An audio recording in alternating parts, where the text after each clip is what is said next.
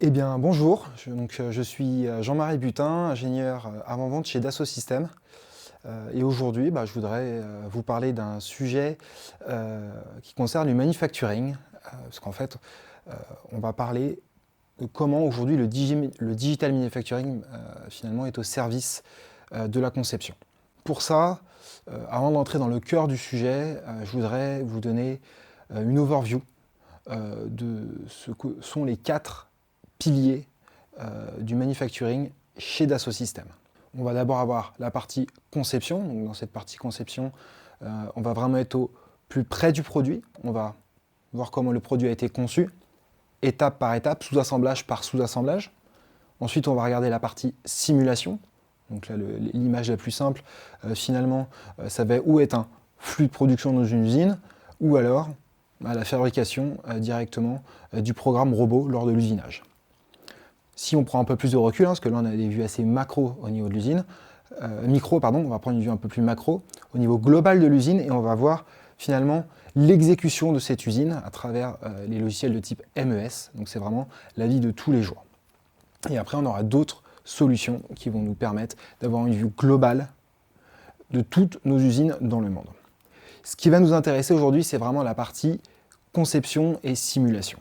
Donc pour ça, on va vraiment parler de continuité digitale. Parce que quand on parle de manufacturing avec les solutions de Dassault Systèmes, on part bien évidemment de l'engineering bill of material. Donc l'engineering bill of material, pour faire simple, c'est la nomenclature du bureau d'études. C'est ce que le bureau d'études a produit. Et on va partir de ça pour pouvoir fabriquer sa nomenclature manufacturing et ainsi de suite jusqu'à avoir nos gammes de fabrication. Donc, comme je vous disais, la première étape, c'est la partie création de manufacturing bill of material. Généralement, donc comme vous pouvez le voir ici, un concepteur dans un bureau d'études va travailler, la plupart du temps, mais ce n'est pas toujours le cas, mais souvent avec SolidWorks. Ce qui est bien avec la 3D Experience, c'est que si vous travaillez avec SolidWorks ou un autre modeler, type CATIA 3D Experience ou même d'autres, et ben, cela fonctionne de la même manière. On va pouvoir venir travailler sur les données et venir créer sa propre manufacturing bill of material, sa propre nomenclature manufacturing, sans venir impacter la nomenclature engineering. Donc c'est ce qu'on voit ici à l'écran. On voit que je viens bien créer une nouvelle structure sans venir impacter la nomenclature de mon bureau d'études.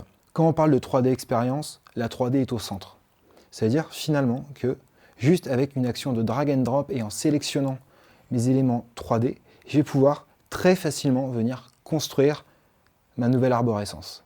Donc, vu qu'on parle d'une arborescence manufacturing, finalement, ce sera des sous-assemblages par des sous-assemblages. Donc finalement, combien d'opérations on va avoir?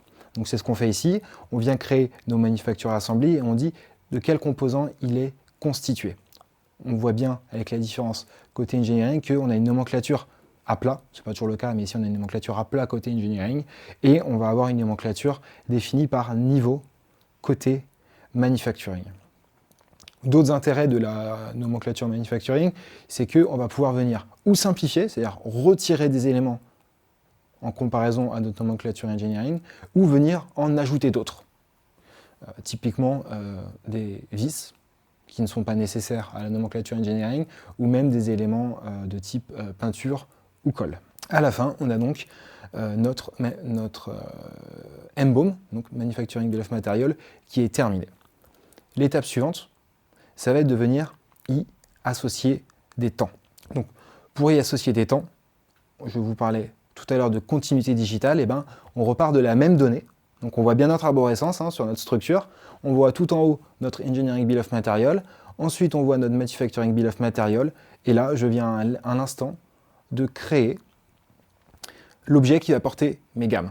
On a vu qu'on a créé 3 Manufacturing Bill of Material, donc on va devoir avoir une gamme qui va définir le temps de chacune de ces MBOM.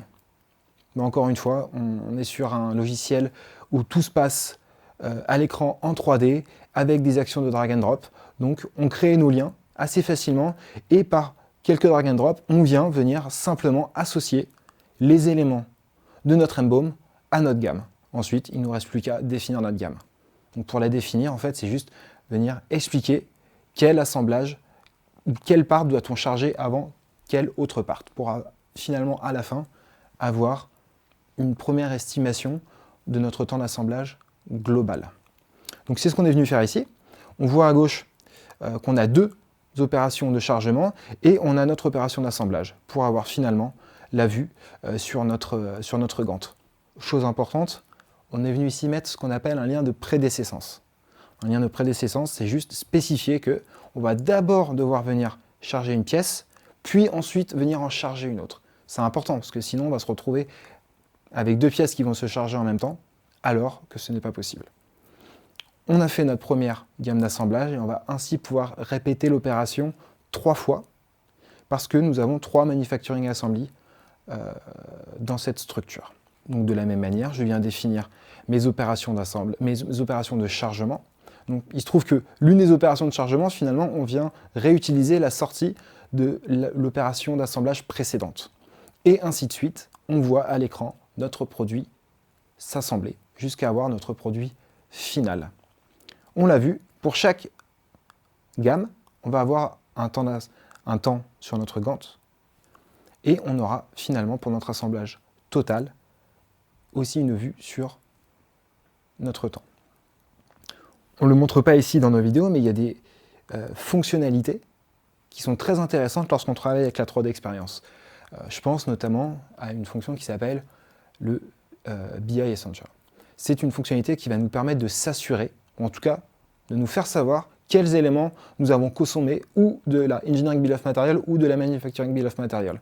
Et ainsi de suite, nous serons sûrs que nous n'avons rien oublié ou alors ce que nous n'avons pas mis, c'est volontaire. Nous avons donc ici notre troisième temps et enfin, ici nous avons notre temps global. Donc on sait qu'on est à peu près, alors on va pouvoir ensuite jouer sur les temps, mais ici on va être globalement à une centaine de secondes et on pourrait directement sur notre écran venir jouer sur le temps de chacune des opérations. C'est finalement en 2-3 clics c'est fait. Une fois qu'on a fait nos gammes, donc si on reprend du début, on a notre Engineering Bill of Material que le bureau d'études a produit. Ensuite on a fait notre Manufacturing Bill of Material, donc on est venu définir nos sous-assemblages. Et après, on est venu définir des temps d'opération. Maintenant, ce qu'on va faire, c'est ce qu'on appelle les instructions de travail. C'est-à-dire que pour chaque opération d'assemblage, on va être capable de venir y définir comment nous faisons ces opérations d'assemblage. Donc pour ça, on va pouvoir venir spécifier des informations à la main, ou alors directement réutiliser nos modèles 3D et venir y ajouter des notations pour expliquer finalement l'opérateur demain dans l'usine comment il fait pour assembler ces différentes pièces. Donc ici, c'est ce qu'on va faire. Donc, encore une fois, tout est lié. À gauche, on part de notre arbre, où on voit les différents éléments qu'on a construits au fur et à mesure. Comme la 3D est au centre, on vient directement réutiliser nos éléments de 3D, on vient les positionner comme on le souhaite, et après, on a juste venir y ajouter quelques annotations. Ici, vu qu'on est dans un PDM, juste en sélectionnant la pièce, on va connaître et on va être capable de donner la référence de telle et telle pièce. Après, on va pouvoir venir choisir exactement l'angle de vue qui nous correspond pour définir dans quel sens on va devoir assembler les deux pièces. On va pouvoir venir ajouter d'autres éléments. Typiquement, ici, on précise à l'opérateur qu'il va être important de porter des gants de sécurité. On pourrait, si on le souhaite, venir y ajouter d'autres éléments 3D. On ne le fait pas ici, mais on pourrait ajouter typiquement l'environnement, en tout cas une partie de l'environnement de l'usine, ou alors le modèle 3D des outils pour montrer de quelle manière il va falloir tenir l'outil. Ce que nous faisons maintenant, c'est venir définir, en s'appuyant sur le modèle 3D, les différentes étapes, on va venir les décrire.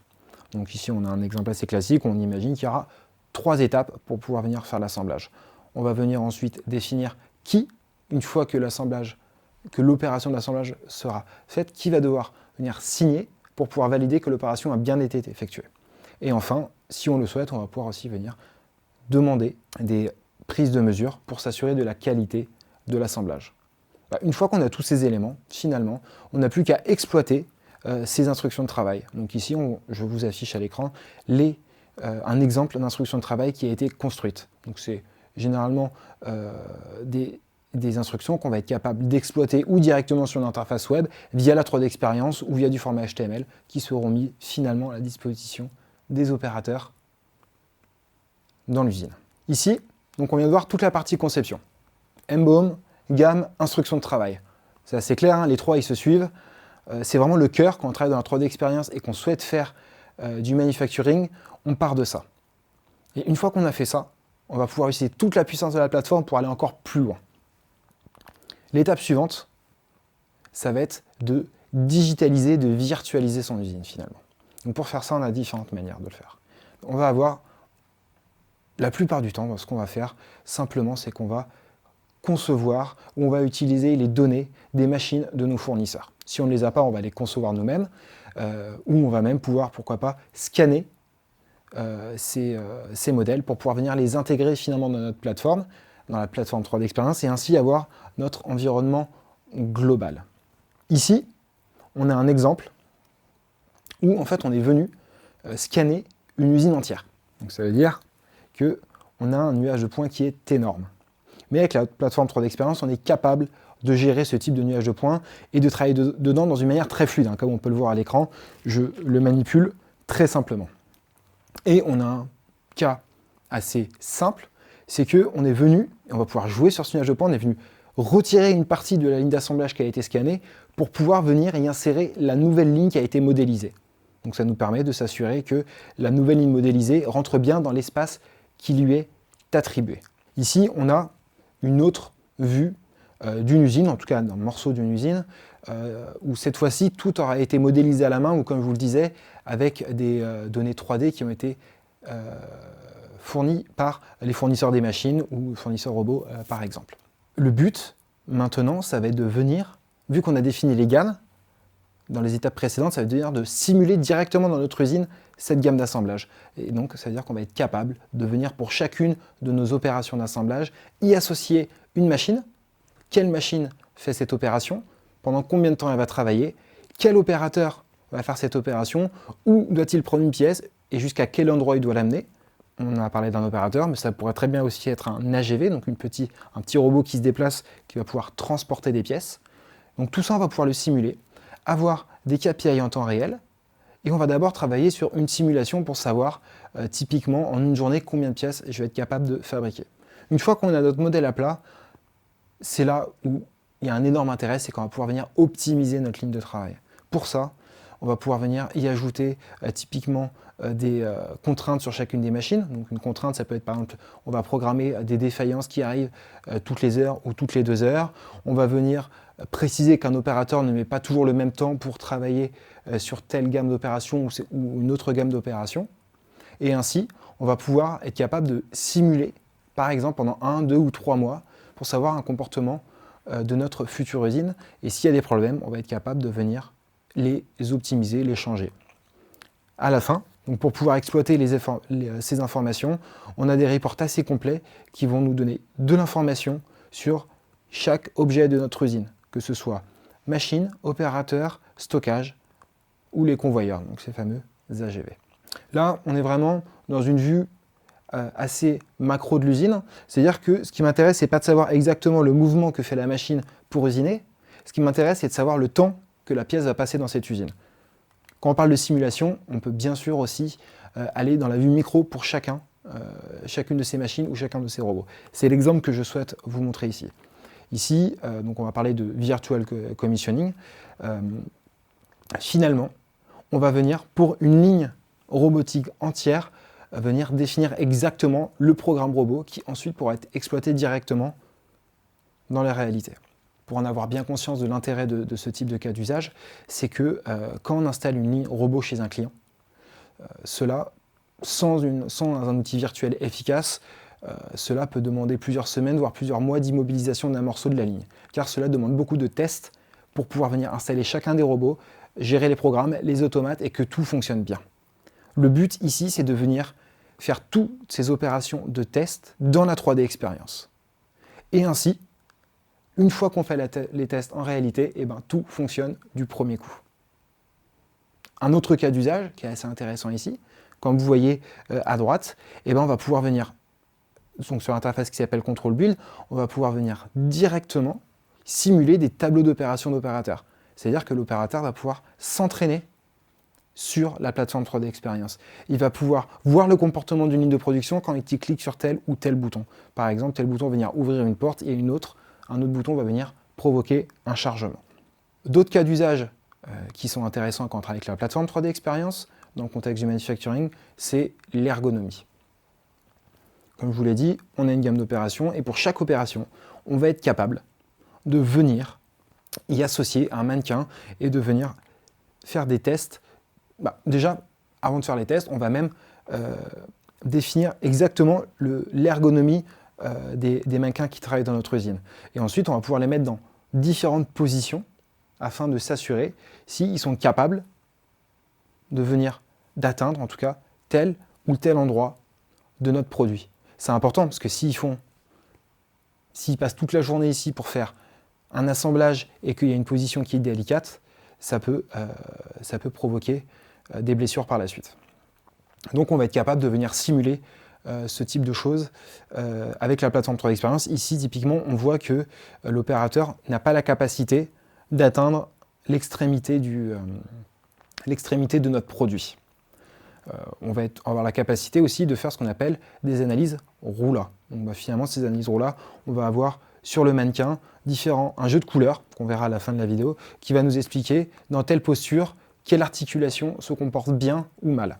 On aura la capacité de savoir à l'aide d'enveloppes jusqu'où le mannequin est capable, s'il ne bouge pas, d'atteindre telle ou telle position. Et finalement, un dernier cas que je souhaitais vous montrer, qui peut être intéressant, parce que qui dit 3D Experience dit 3D, et quand on a de la 3D, et dans ce cas, la réalité virtuelle vient toute seule, et c'est ça qui est bien avec la 3D Experience, c'est que quand on travaille avec la 3D Experience, on a juste à brancher un casque et c'est natif. Ça fonctionne tout de suite, on va pouvoir manipuler les objets 3D que l'on a conçus. Et bien ça va être la même chose quand on parle côté manufacturing. On va tout de suite être capable de se balader dans l'usine que nous avons dessinée ou de voir les opérations d'assemblage. Ici, on est venu récupérer différents éléments pour pouvoir venir faire un programme de formation pour un opérateur. Ce qui est intéressant, c'est qu'en haut à gauche, il va avoir l'instruction de travail qui aura été définie. Et ensuite, à l'aide des joysticks, il va pouvoir savoir quelle pièce il va falloir prendre pour pouvoir finalement faire l'assemblage. Donc là, typiquement, quand il clique sur le point d'interrogation, une zone en surbrillance sera faite afin qu'il sache qu'il doit prendre tel outil ou prendre telle vis pour venir l'insérer. Donc c'était un cas d'usage assez pertinent, je trouve, qui montre l'exploitation de la réalité virtuelle. On en a fini pour le tour d'horizon. Si vous souhaitez plus d'informations, je vous renvoie directement sur la page YouTube de la marque Delmia, où vous pourrez avoir plein de cas d'utilisation de la plateforme 3D Experience et du manufacturing. Merci de votre écoute.